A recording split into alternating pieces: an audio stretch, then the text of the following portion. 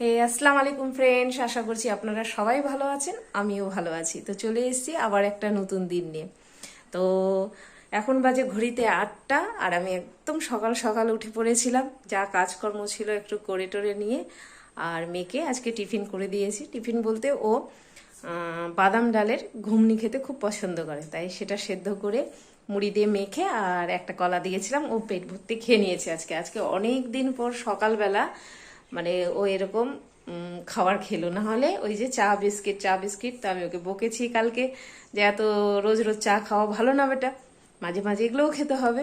তো যাই হোক, আজকে খেয়েছে তৃপ্তি করে। তো আমরাও যাই এখন একটু চা চা চা খাবে তুমি এখন? থাক, পরে খেলে বিকালে খেয়ে। হ্যাঁ হ্যাঁ, ছেড়ে দাও। ওই যে কর্তামশাই চা খাবে না, আর আমার আজকে একদম মন নাই, কারণ গরম, মানে সেই গরম করছে। রৌদ্রটা এত সকাল সকাল উঠে পড়েছে আজকে যে বলার কথা না, তাই চা খাবার একদম ইচ্ছা নেই। তো ভাবছি যে একটু ওই যে ছোলার বাদাম ডালটা যে করলাম সেটাতে মুড়ি মেখে নিয়ে একটু খাবো। তো চলুন আপনাদেরকে দেখাই ঘুগনিটা আমার কেমন হয়েছে। এই যে আমি ঘুগনি করে নিয়েছি, ঘুগনিটা হয়ে গেছে করা। আর এদিকে দেখতেই পাচ্ছেন প্রেশার টেশার একদম এলোমেলো হয়ে আছে। আমি মুড়িটা মেখে নিয়ে আসছি তাহলে। হ্যাঁ, তো যাই মুড়িটা মেখে নিয়ে আসি। তবে দাঁড়াও, আগে স্যারকে চা করে দিই। তো যাই আগে স্যারকে চা করে দিই, স্যার এসছে। তো চা করে দিই স্যারকে, তারপর আমরা বসে মুড়ি খাবো। ঠিক আছে, চলো। এই যে আমি মুড়ি মেখে নিয়ে চলে এসেছি, কারণ আপনাদেরকে দেখাই। এই যে এটা হচ্ছে শশা, ঘুগনি আর মুড়ি। আর এখানে রয়েছি এই যে আমার ননদের বাড়িকার কলা পেকে গেছে। তো যাই এবার বসে একটু খেয়ে নিই, টিফিন করে নিয়ে আবার রান্না বান্না রয়েছে। দেখি আজকে ভাবছি কি রান্না করা যায়, ভাবিনি এখনো, ভাবছি। তো চলুন টিফিনটা করে নিই, আর আপনারাও করে নেন ততক্ষণে টিফিনটা। তো যেমনটা আমাদের টিফিন খাওয়া হয়ে গেল, আর আমি চলে এসেছি এখন রান্নাঘরে, নাহলে দেরি হয়ে যাবে। জানেনই তো মাসি চলে আসবে 8:30টার দিকে। তো আজকে ভাবলাম মানে নিরামিষই করব, ডাল করব আর একটা মিক্স ভেজ করব। আর কিছু করব, কিছু করতে হবে? আর আলাদা কিছু করতে হবে নাকি? আলু সিদ্ধ করে নাও আমার জন্য। ওই যে কর্তা মশাই আর মেয়ের হচ্ছে ফেভারিট খাবার হচ্ছে ডাল আলু সিদ্ধ। তো যাই হোক, ওদের জন্য একটু আলু সিদ্ধ করে দেবো। আর কি করবো, খাওয়ার সময় যদি মনে হয় তো ডিম ভেজে নেবো। তো যাই হোক, আমি ডালটা ধুয়ে বসিয়ে দিই, আমাকে দেরি হয়ে যাবে।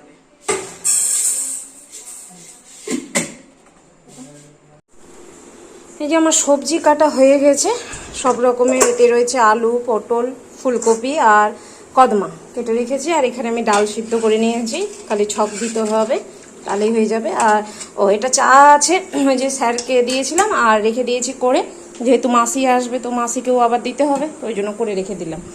আর এই যে রসুনটা ভিজিয়ে রাখলাম, ছুটাবো সম্পূর্ণ রসুনটা, কারণ রসুনটা ছুটা থাকলে সুবিধা হয়।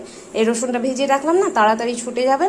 আর স্টোর করে রেখে দেবো ফ্রিজে, আমার প্রায় 1 মাস চলে যাবে রসুন, এটা কোনো কথাই না।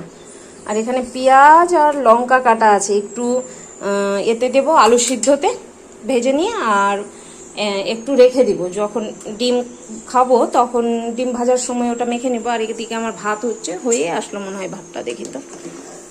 হ্যাঁ, ভাত হয়ে গেছে। আর এখানে এই যে আলু সিদ্ধটা, মানে আলু সেদ্ধ হয়ে গেছে। কড়াই তেল দিয়ে দিয়েছি, তেলটা গরম হোক। আমি যাই মশলাটা আগে ঢেলে নিই, কাপটা উঠাই। দেখছেন তো কত কাজ। এই কাপ প্লেট ওই যে স্যারকে দিয়েছিলাম, তো এটা আমি নিজেই এগুলো মাজি, এগুলো মাসিকে আমি দিই না কাপ প্লেট মাজতে, কারণ বলা যায় না অনেক বাসন থাকবে, তখন যদি আবার কাপ প্লেট একটু হয়ে যায়, তো তার জন্য আমি নিজেই। এক হাতের কাজ, বুঝতেই পারছেন বন্ধুরা, এটা করো ওটা করো, চারিদিকটাই দেখতে হয়। এই জন্য বলে জয়েন্ট ফ্যামিলি আবার সুবিধা। আপনার মনে হলো আপনি একটু রেস্ট নেবেন, এই যে যেরকম ঘুরে এসছি, কিন্তু উপায় নাই। এই যে ঘুরে এসে কাজ চলছে তো চলছেই, 2 দিন ধরে কাজ করে যাচ্ছি। কিন্তু জয়েন্ট ফ্যামিলিতে থাকলে কি হয়, হয়তো রান্নাটা কেউ করলো, আপনি বাকি কাজগুলো করলেন, একটু হলেও আপনার রেস্ট হলো। দেখেন সব কিছুরই তো সুবিধা অসুবিধা রয়েছে। তো একাই থাকলে যেমন ভাবছি যে যখন খুশি করছি রান্না, যখন খুশি দাঁড়া সবজিটা দিয়ে ভেজে নিই আগে। তো যখন খুশি রান্না করব, যখন খুশি ঘুরতে যাব, এটা যেরকম সুবিধা আছে সেরকম অসুবিধাও কি, যে আপনি যদি অসুস্থ হয়ে পড়েন বা কোথাও যান তাহলে আপনার ছুটি নেই। আপনি যে মনে করবেন যে 2 দিন রেস্ট করব, উপায় নাই বন্ধুরা। তো আমি সিঙ্গেল কি না, তো মানে খুব অসুবিধা হয়, কারণ আমার শ্বশুর শাশুড়ি কেউ নেই, ওনারা মারা গেছেন। তো তাই যখন তখন মনে হয় যে ধুর একাই থাকা ভালো না। মাঝে মাঝে বলি কর্তামশাইকে, তোমার যদি 3-4টা ভাই থাকতে তোমরা কত ভালো হতো, একসাথে সবাই মিলে থাকতাম। এই যে সব কাজকর্ম সেরে আমি এসেছি কাপড় আয়রন করতে। গরমের মধ্যে কাপড় আয়রন করা হচ্ছে এক প্রকার যুদ্ধের কাজ করা।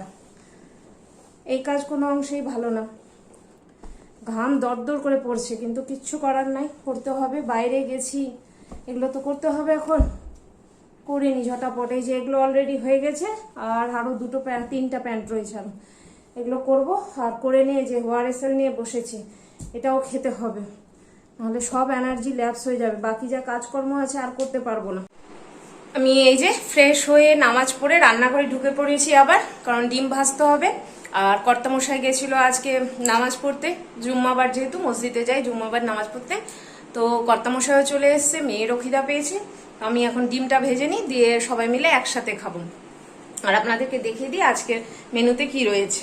তো এই যে রয়েছে এখানে ভাত, আর এই যে সবজিটা, সবকিছু দিয়ে সবজিটা খেতে খুব সুন্দর হয়েছে। একটু যদি ডাঁটা থাকতো, কাটুয়া থাকতো, আরো সুন্দর লাগতো।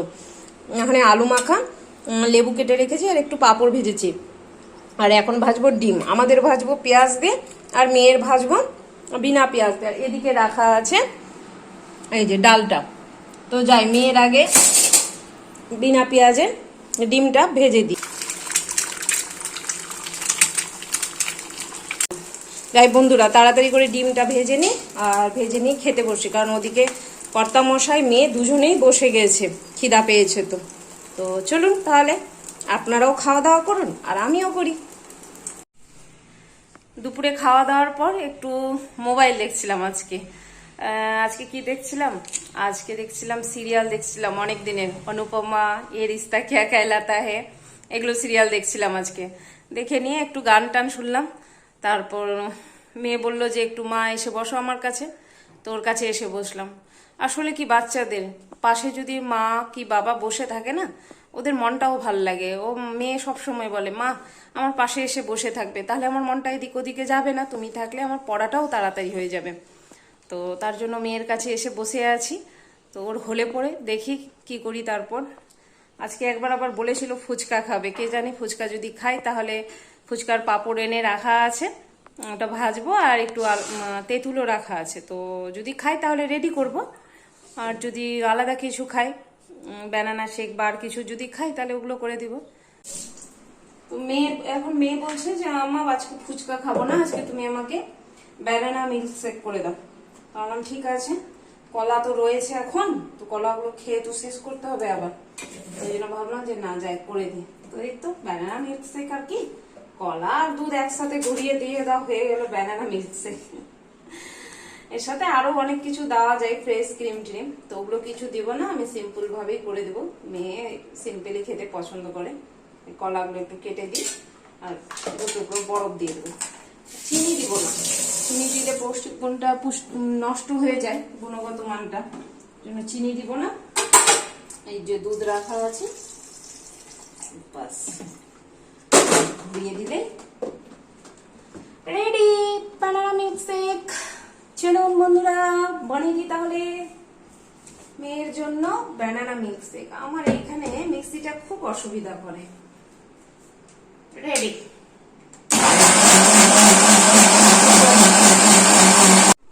এই যে একটু ঘুরিয়ে নিলাম, আর এখানে এটা হয়ে গেছে। আর এখন আবার বলছে মা যে আম্মু একটু আমাকে চকলেট ফ্লেভার দিয়ে করে দাও বানানা মিল্ক শেকটা। ঠিক আছে, চকলেট বিস্কিট ছিল, ওটা দিয়ে দিলাম, ওটা দিয়ে এবার ঘুরিয়ে দিব, তাহলেই হয়ে যাবে চকলেট বানানা মিল্ক শেক।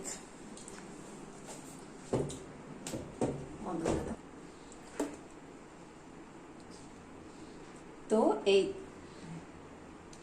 রেডি,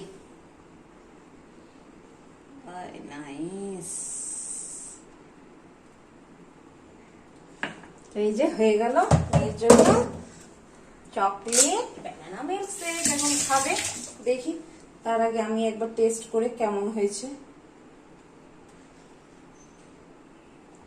ঠিক আছে, মিষ্টি একটু কম আছে কিন্তু সুন্দর লাগছে, কলাটারই মিষ্টিতে মিষ্টি হয়ে যাবে। চলো না ওটা খেলো।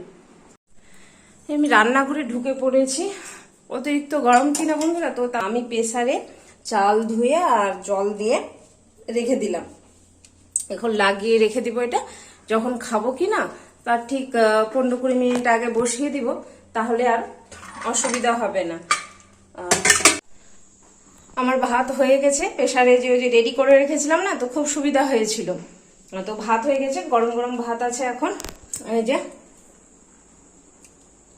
রয়েছে। তো যাই খাওয়া দাওয়া করে নিই, আর ভাবছি ঘরে বসেই খাবো, ভাবছি না, ঘরে নিয়ে চলে গেছি অলরেডি অনেক কিছুই, মানে যা ছিল তরকারি ডাল সবজি সব নিয়ে চলে গেছি ঘরে। আর এই যে বাড়িয়ে দিচ্ছি মেয়েকে যে একটু নিয়ে চলো ঘরে, কারণ বাইরে খুব পোকার উৎপাত, বাইরে মানে এত ছোট ছোট পোকা কি না খাওয়া যাচ্ছে না। তো ভাবছি যে যাই ঘরে বসেই খাই। আর কি এই তো খাওয়া দাওয়া করবো এখন, দিয়ে ভিডিও এডিটিং করতে হবে। মেয়ের আবার বলেছে কটা কোশ্চেন পারেনি, সেগুলো আবার সলিউশন করতে হবে। কিসের ছিল কোশ্চেন, ভূগোলের না ইতিহাসের রে গুমা? ইতিহাসের কোশ্চেন আছে বলেছে, পারেনি, তো ওগুলো সলিউশন করতে হবে। তো বাস একটু ঠান্ডা হোক। তো কিছু না, মেয়ে পিছন দিকে নাচ করছে। তো খাবারগুলো ঠান্ডা হোক আর আমরাও খাওয়া দাওয়া করে নিই। আর পিছনের জিনিস ইগনোর করবেন, এগুলো সব মেয়ের কাণ্ডকীর্তি, যেখানে যেটা পারলো রেখে দিল, সেটা না করে মাঝে সাঝে, বাচ্চা মানুষ তো একটু হয়ে যায়। তো আজকের দিনটা আমি এখানেই শেষ করছি, আগামীকাল দেখা হচ্ছে আবার নতুন কিছুর সাথে। আল্লাহ সবাইকে ভালো রাখুক, সবার ভালো করুক। আসসালামু আলাইকুম, খুদা হাফিজ, টাটা।